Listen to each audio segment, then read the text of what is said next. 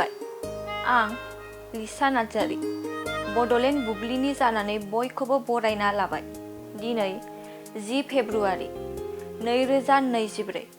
नोंथांमोननो बड'लेण्ड बुब्लिया दिनैनि साना मानि थाखाय मिथिजायो एबा दिनैनि सानाव मा हाबाफारि फालिनाय जायो नोंथांमोननो फारि फारि बड'लेण्ड बुब्लिया फोरमायगोन।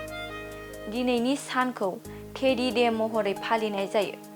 टेडी बियार्सनि अनथोबनि गेजेरजों अननायखौ फोरमायनो थाखाय बे सानखौ फालिनाय जायो। बियो भेलेन्टाइन्स डेनि 4थि सान।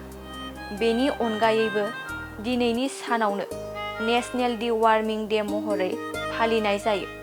बे सानखौ बोसोरफ्रोमबो 10 फेब्रुआरियाव फालिनाय जायो आरो दिनैनि सानावनो वर्ल्ड पाल्सेस डे महरैबो फालिनाय जायो। नोंथांमोननो बड'लेण्ड बुब्लिया दिनैनि सानाव मा हाबाफारिजों मिथिजायो आरो मा हाबाफारिखौ फालिनाय जायो फोरमायबाय। गोजोन्थों। क'क्राझार नोगोरनि आर.एन.बी लामाजों थांनाय बागानसालि वार्ड नाम्बार 8आव रायजो राजाफोरनि गोग्गो देहा लाखिनो थाखाय सानजोरां इन्टारप्राइजआ गोदानै जेनेसा वेलनेस प्राइभेट लिमिटेड बेखेवदों।